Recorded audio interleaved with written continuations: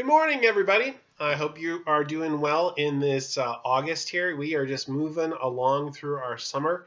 Hope you're getting a lot out of it. I'm happy to be here with you today. We're going to talk more about the Bible, and particularly, you ready to do the hand motions with me? The big picture. You can just do this around your house if you want to. The big picture of the Bible. Before we do that, let me go ahead and pray for our time, though, today. Lord, thanks so much for everyone who's tuning in and watching. I pray you'd really grab our hearts and help us to understand what you want from us in our lives so that we can trust you, so that we can obey you, and live the lives you want us to lead. For your glory, Jesus. Amen.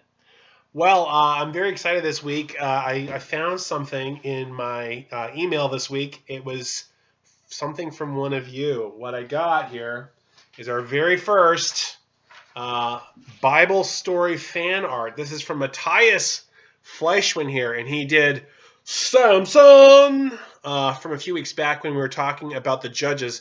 And I love this picture. He's saying grrr. You can see that up here. And if you can see that the bumps on his arms here, I think this is like his muscles just kind of like rippling through his body because he was so strong on the outside. But as we learned about him, he didn't have a real trust and obedience of God on the inside. So thanks, Matthias, for that. Since you were the very first person to respond to the Bible Art Challenge here, I have something very special here. You all know my mascot, Norman the Gnome, here in the background. He's in my fingertips here. See Norman? Norman has done something for you, Matthias. He's gotten an autographed picture just for you. So I'm going to hand this off to your mom or dad on Sunday. And Norman is just saying thanks for the fan art. So maybe you want to turn in your own fan art from this week or one of the other weeks we've talked about here. Again, if you want to do that, do your art and have your mom or dad take a photo of it and send it to me at adam@bethelchurchak.org. I'll say it again. adam@bethelchurchak.org, and maybe your fan art will be on here next week, and maybe you'll get something from Norman, or maybe you'll get a bag of oatmeal, or maybe you'll get nothing. I don't even know. So we'll see how you guys get inspired here. We're going to talk again about the big picture today. We talked last week about some kings there, and you know that when we've been talking about the Bible as a whole, this whole big picture of the whole story of the Bible, we said that there's a big problem, and that's sin, that we're separated from God because people want to be their own boss. Now, we've been talking about the two solutions to that along the way. You probably heard me talk about that a lot. If you remember, God's solution is he says, hey, people, don't try to fix it yourselves. Trust me. Obey me in the things I want, and I'm going to send a rescuer to you. Now, you probably remember, here's kind of the gross picture of the snake again, so I'm warning you here. And if you remember, way back when, God promised a rescuer who was going to crush the head of the serpent, and there's some yucky blood coming out of the foot there. But I have this picture of the rescuer, this person who's going to come in the Bible to save humanity from our sin. And I asked the question, well, whose family does God say that the rescuer is going to come from? And there's a few different stages here. And that's why I have this thing here called a funnel. Have you guys ever seen this? Maybe used it in cooking or maybe with a machine. If you know what a funnel is, it's something that's very fat on the top and it gets skinnier on the bottom so that nothing spills out. So like if you're like I have a lawnmower. If I were smart, I'd probably use a funnel when I fill it up with gasoline so I don't spill it, because it starts wide and gets skinnier. Same way, God has promised this rescuer, and he starts out by saying, well, it's going to be part of this family, and then it gets narrower and narrower and more specific till it's going to land on one person here. So my question for you, this is our review for today, is whose family is the rescuer going to come from? If you remember, who was the first person that God promised that to? Okay, I got a little sticker here. If you remember, it was Eve. It was Adam and Eve, and God said, I'm going to take one of your descendants, Eve. It's a little crooked here. Let's see if I can make it out here. I'm going to take one of your descendants, which means one of your kids or great-grandkids, and they're going to be the rescuer. Why is it broad? Because Eve is like the mother of everybody. So that's not very specific, right? So a little bit later, time says, I'm going to choose a particular family. Do you remember who it came to next? God says to Abraham, Abraham, I'm going to take one of your kids, and he's going to be the rescuer. So you see how it went from really broad, anyone and all humanity, to, it's part of Abraham's family. And this is the Jews, right? Well, God gets even more specific. He says, it's not just anyone in Abraham's family. It's going to be someone from Judah's family. Okay, if you remember Judah, he's one of the sons of Jacob. And you hear like the line of Judah that was at the end of Genesis. We talked about that way back then.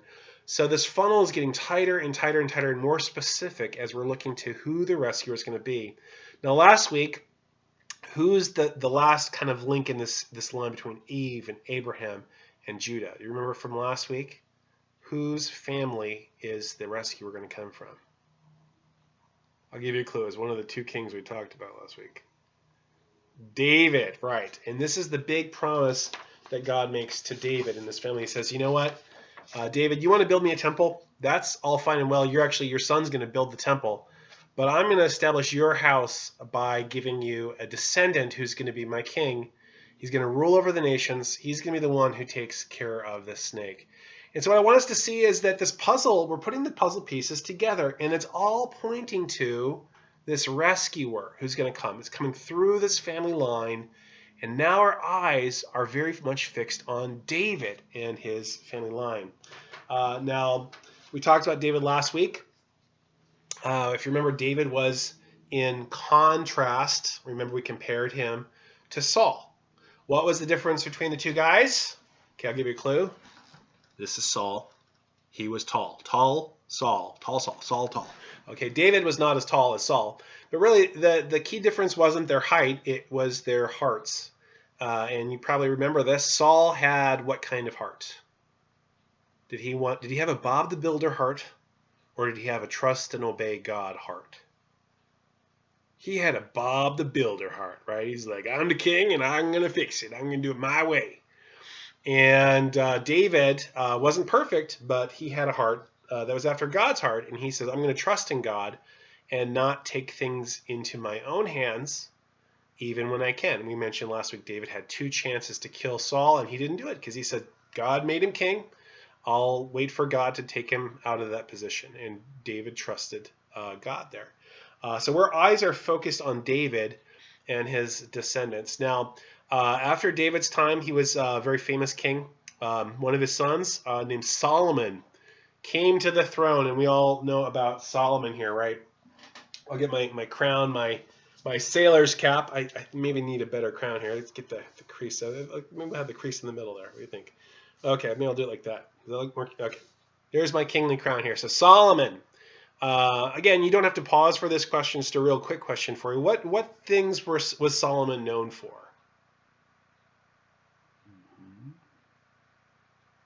Yeah, he was very rich. He had a lot of wives. And he had a lot of wisdom. He wrote a lot of wisdom literature, Proverbs, that kind of thing, and all sorts of things here. So here's the question the first pause question for you. So get ready to hit your pause button. This is when you talk about with your siblings or your mom and dad or whoever's there with you here.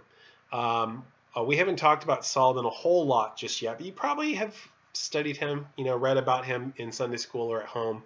My question for you is, we said that Saul was a bad king, David was a good king. What kind of king was Solomon? Ready?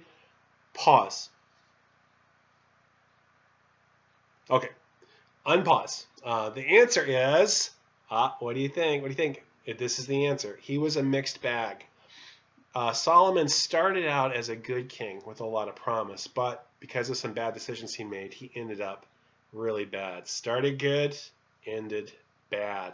And we're going to talk about him a little bit here. I'll take off my crown for a second. I'll put it back on, though. If you remember at the start of Solomon's reign, he had a very special dream, a dream that came from God. And I'm not going to read the whole story here, but basically God said to Solomon in a dream, he says, okay, you're king, and I'm going to give you, name something. He says, name something. I'm going to give you whatever you want.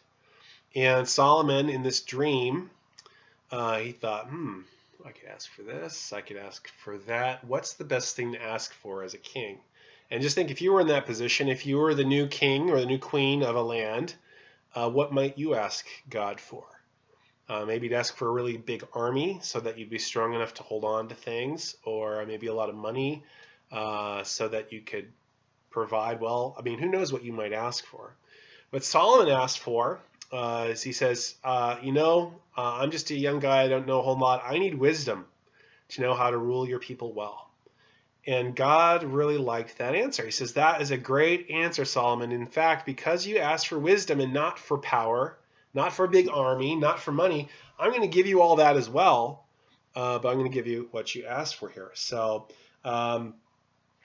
this is what God said to him too. He says, you know what? If you walk in my rules and do things like your dad, King David, did, it's going to go really well with you. You're going to have a long life, and I'm going to hold on to your kingdom for you. Later on he says, but if you don't, I'll take that away.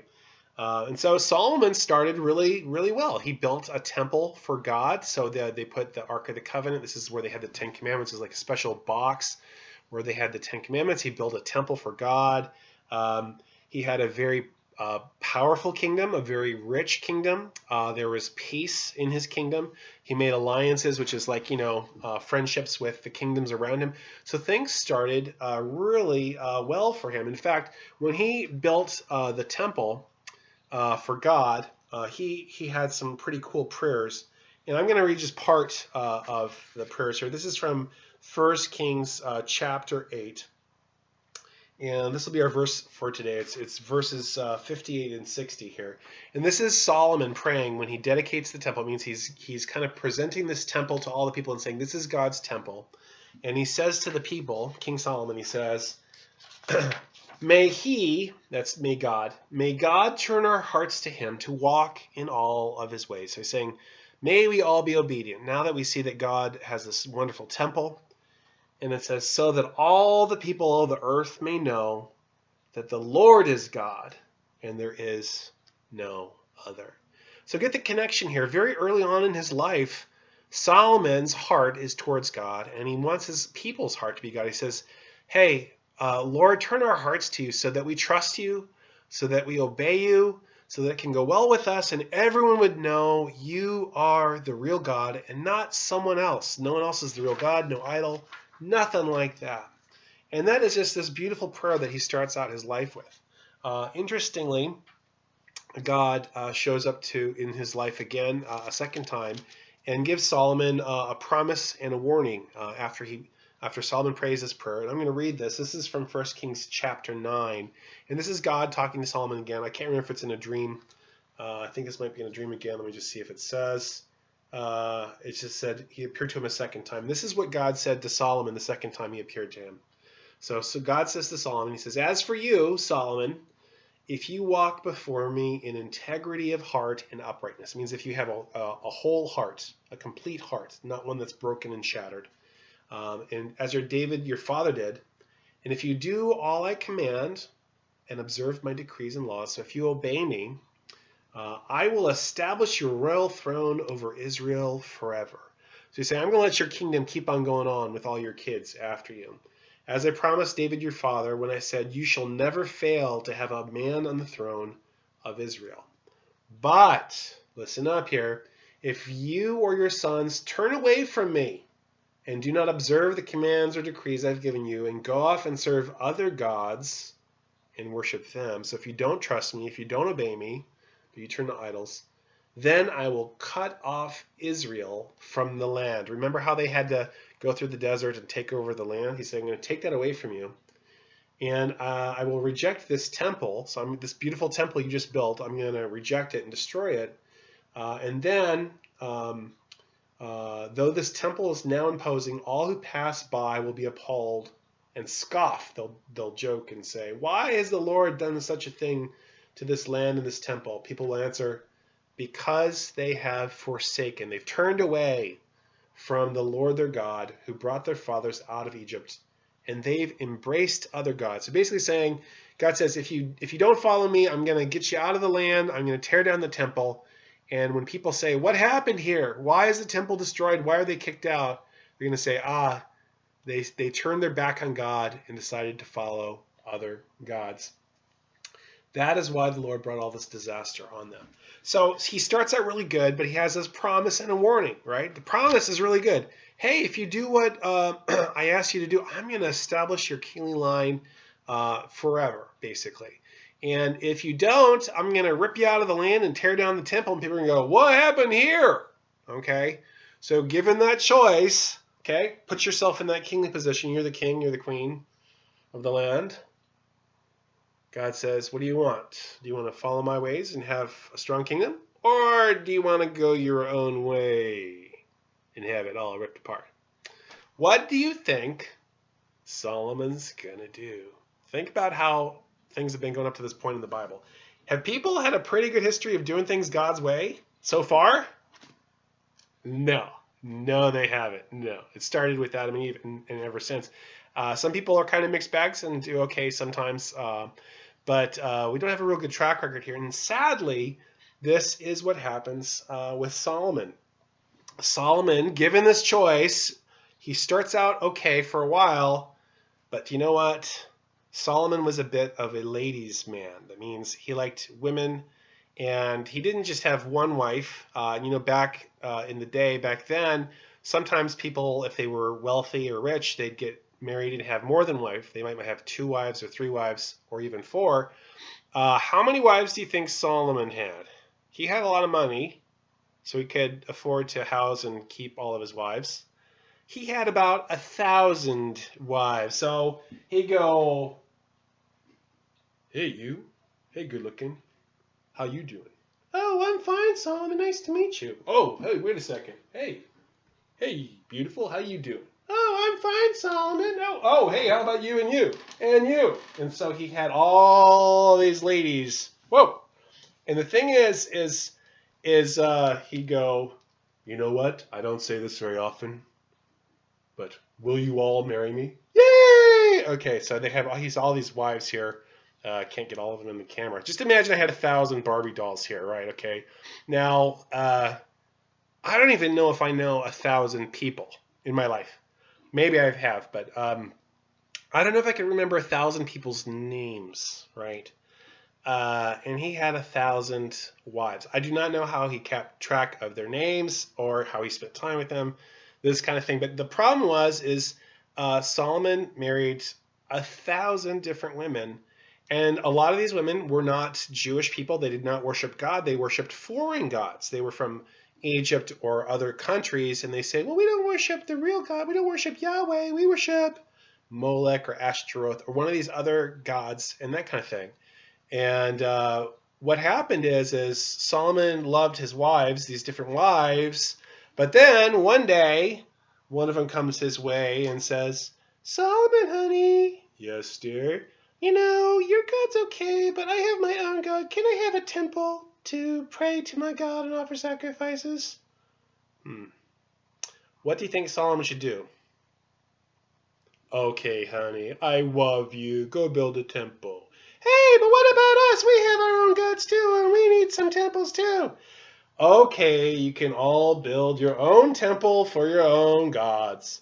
And so what happened is, even though Solomon had the main temple in Jerusalem to God, he started letting his wives build shrines and places to worship other gods. And these other gods were not real God. They were like idols, the gods of the nations around him. And in his heart was divided. It wasn't holy to gods, to the real God at the beginning. He says, I'll give a little bit to God, and I'll give a little bit to that God, and that God, and that. I got 1,000 wives. I might as well give a little bit of my heart to each of those gods too. And his heart became divided. And that was not what God wanted. Remember how he says, you got a choice here. You're going to do this and have it go well with you, or you're going to go your own way and be ripped from the land and the temple destroyed. Solomon chose the worst path here. And so because he had this divided heart that went 20 different directions, God says, I'm going to divide your kingdom. And so here's a picture of the kingdom. This is actually a little bit after his time, but if you combine these two parts, it says Israel and Judah. This was all of Solomon's kingdom. Here's the Mediterranean Sea. This is the Middle East, the Dead Sea, Lake Galilee. So this is, you can find this on the globe today, right? So God says, you know what? I'm going to take your big kingdom and I'm going to do this to it. I'm going to rip it in half, okay? And you know what? Your descendants are going to get the little part in the south, and someone else who works for you is going to get the northern part, which is bigger. It has more trade routes. It has more seafront. It has better water. And they're going to get the larger portion of the kingdom, and your family's just going to get the little one. But I'll wait till after you die, because of your dad David did the right thing. So, but after you die, the kingdom is going to get torn in two. Now, let me ask you a question. Here's another pause one. This can be just a brief pause. I'll try to give you a face here. Based on what we know so far from the Bible, our story here, where do you think the story is going to focus on from here? Is it going to focus on Israel in the north or Judah in the south? And try your best here. I might not have given you every bit of information you need, but go ahead and hit pause and discuss. Where do you think the story is going to focus on, the north or the south from here? Ready? Pause. Unpause. Okay. Well, if you said the southern part, you were right, okay? Part of this is just because God's made a promise to David. He says, I'm going to raise up the rescuer from your family. And those kings were in the south. And so the story's going to eventually shift to the southern part of the kingdom. Now, both of these kingdoms are going to be around for a while. They're going to be fighting. They're going to be arguing quite a bit. There's going to be kings up here fighting kings down here. But what we're going to see is that the kings make different decisions. And the big question is going to be, are you going to trust in this invisible God, the true God, or are you going to follow fake gods, false gods, idols? And we'll talk a little bit about that next week. Idolatry. Idolatry is basically setting up this little stone or metal statue and praying to it, trusting it, rather than trusting the true God. And we're going to see what the different kings do with this decision. But really, it's kind of the same decision that Solomon was laid in the first part. Are you going to trust God and have it go well with you? Or are you going to turn to something or someone else for help and try to fix it yourself, like Bob the Builder? Do you see that this is the same question that comes up all through Scripture? Are you going to trust and obey God, or do it your own way?